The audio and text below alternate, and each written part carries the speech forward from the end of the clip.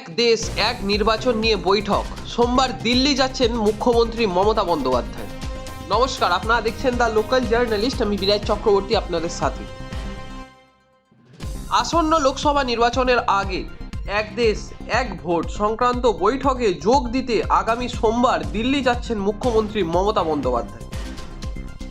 এই নিয়ে তীব্র কটাক্ষ ছুঁড়ে দিয়েছেন বাম শিবির। তাদের দাবি, প্রতি নির্বাচনের আগে এই একই নাটক।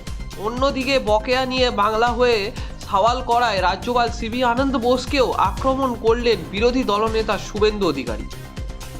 আগামী সোমবার অর্থাৎ 5 ফেব্রুয়ারি দিল্লি যাচ্ছেন মমতা। মঙ্গলবার এক দেশ এক ভোট সংক্রান্ত বৈঠকে উপস্থিত থাকবেন তিনি। মমতার বক্তব্য,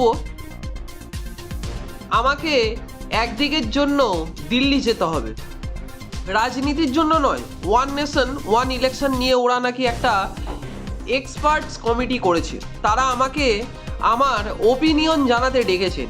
তাই আমি 5 তারিখে সন্ধ্যেই যাব এবং 6 তারিখে বেলা 2টোয় মিটিং করব। তারপর সন্ধ্যেই ফিরে চলে আসব, কারণ 8 তারিখে আমার বাজেট আছে। এ নিয়ে কটাক্ষ ছুড়ে দিয়েছেন সিপিএম এর রাজ্য সম্পাদক মোহাম্মদ সেলিম। তার কথায়, আগেই তো সব ঠিক হয়ে গিয়েছে, নাগপুর থেকে ক্লিয়ারেন্স এসে গিয়েছে, এবার দিল্লি যাবে, প্রধানমন্ত্রী টাকা ছেড়ে দেবেন, মুখ্যমন্ত্রী রাজ্যে বলে বেড়াবেন, জোর করে টাকা আদায় করে আনলে। প্রতিবার ভোটের আগে এই একই নাটক চলতেই থাকে। আসলে এখন টাকা না পেয়ে কর্মীদের নামতে পারবে না, টাকা না পেলে কোনো কর্মী নামবেও না।